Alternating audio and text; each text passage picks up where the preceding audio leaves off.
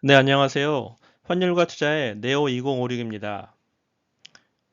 얼마 전 미국 최대 헤지 펀드 브리지워터의 창업자 레이 달리오는 중국 경제에 대해 우려를 표명했습니다.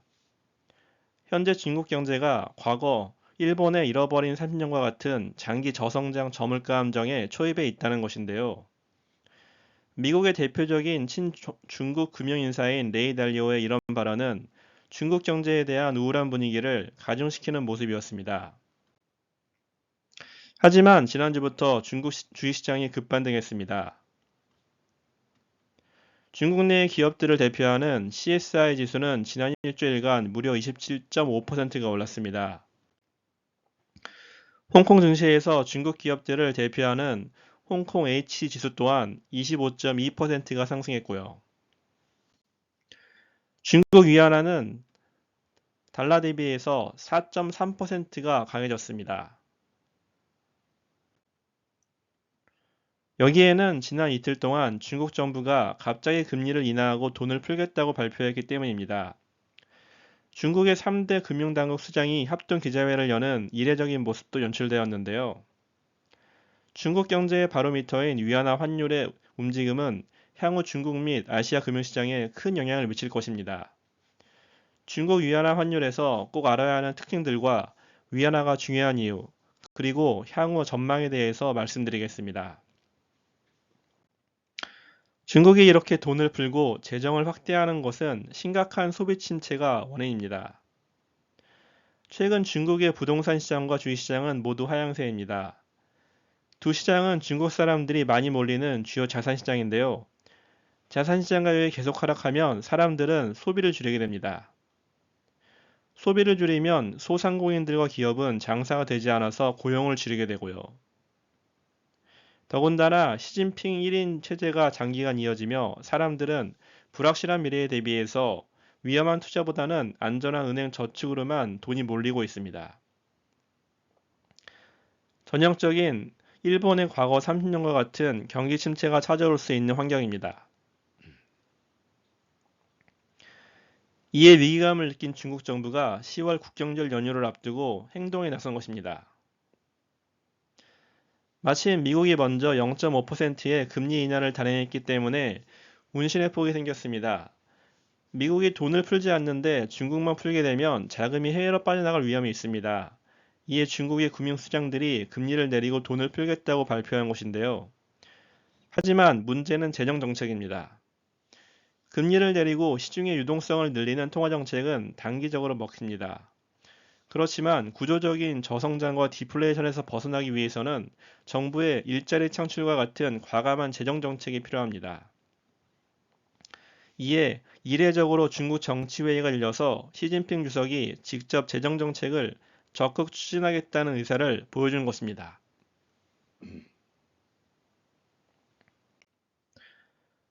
중국 환율의 움직임을 파악하기 전에 환율 메커니즘에 대한 이해가 필요합니다. 중국은 사회주의 국가로 우리가 익숙한 미국 달러나 일본 엔화처럼 자유주의 환율 시스템이 아닙니다. 중국은 두 개의 환율이 있습니다. 중국 본토에서 거래되는 위안화 환율인 CNY, 본토 밖 여기에서 거래되는 위안화 환율인 CNH가 바로 그것입니다. CNY는 일중 거래량이 300억 달러에서 350억 달러 정도, CNH 거래량 100억 불 달러에서 150불 달러에 비해서 2배 이상 많습니다. CNY는 중국 정부가 관리하는 관리형 변동 환율입니다. 중국 정부는 매일 9시 15분 CNY 환율이 얼마인지 공표합니다. 그리고 외환시장 거래 시간 동안 고시 환율에서 2% 내에서만 시장 환율이 움직이도록 직접 개입합니다. 매일매일 고시 환율을 정부가 관리하기 때문에 위안화는 시장에서 자유롭게 움직이는 미국 달러와는 크게 다릅니다. CNH가 중국 본토 밖 여객 시장에서 거래되지만 거래량은 중국 본토 내에서 거래되는 CNY가 훨씬 크기 때문에 자연스럽게 CNY에 CNH가 연동되어서 움직이고 있습니다. 위안화는 관리형 환율이기 때문에 정부의 경제 정책이 매우 중요합니다. 여기서 중국 정부는 경기 조정 조치를 종종 사용합니다. 이는 환율이 중국 정부가 유도하는 경기에 반해서 움직일 때 이를 반대로 조정하는 조치인데요.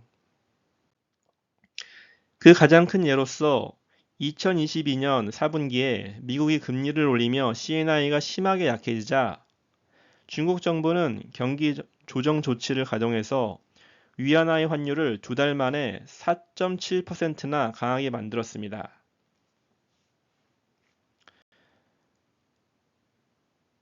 중국 위안화 환율은 아시아 국가의 환율에도 큰 영향을 미칩니다. 특히 중화권 무역과 투자에 연관 있는 국가들이 영향을 많이 받습니다.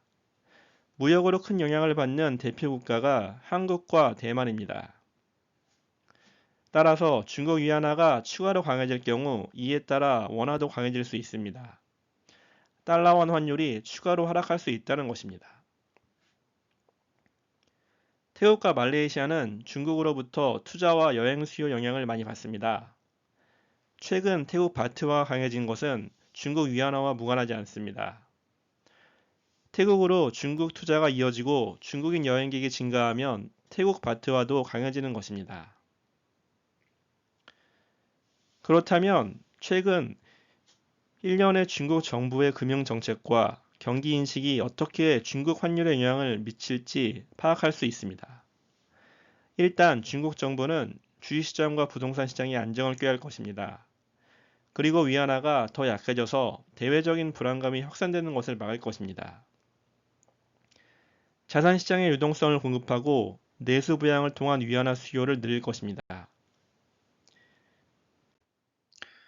이에 중국 위안화 환율은 단기적으로 2022년 11월처럼 추가적으로 더 하락할 가능성이 있습니다. 2022년 말 하락 레벨인 6.75까지를 기술적으로 가능한 저점으로 봅니다. 하지만 장기적으로 다시 위안화 환율이 반등할 것으로 예상합니다. 미국 대선이 있는 연말에는 다시 달러의 향방이 달라질 수 있습니다. 대선 주자인 트럼프나 해리스 모두 중국과의 무역 갈등을 심화시키는 정책 공약을 하고 있어서 위안화는 장기적으로 다시 약해질 수 있습니다. 중국 정부의 재정 정책도 경기를 부양하는 데에는 시간이 더 필요합니다. 내국인과 글로벌 투자자들에게 신뢰를 주는 정책으로 소비와 투자 심리가 살아나야 중국 위안화는 강해질 수 있을 것입니다.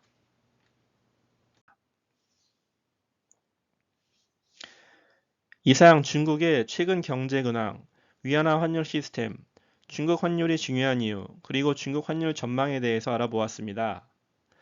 요약 정리하면 첫째, 최근 중국이 본격적인 돈풀기와 경기 부양에 나선 것은 주식시장과 부동산 시장을 살려 중국인의 소비로 연결되게 하기 위함이고, 둘째, 중국 환율이 최근 달러 대비 강세를 보인 것은 관리형 변동 환율인 위안화 특성상 정부의 경기 조정 조치와 경기 부양 기대가 반영되어 있다는 것.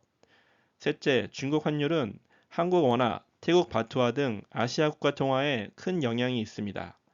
그리고 마지막으로 중국 환율은 단기적으로 추가 하락할 가능성이 있지만 장기적으로는 다시 상승할 수 있다는 것을 주목해 주시기 바랍니다. 감사합니다.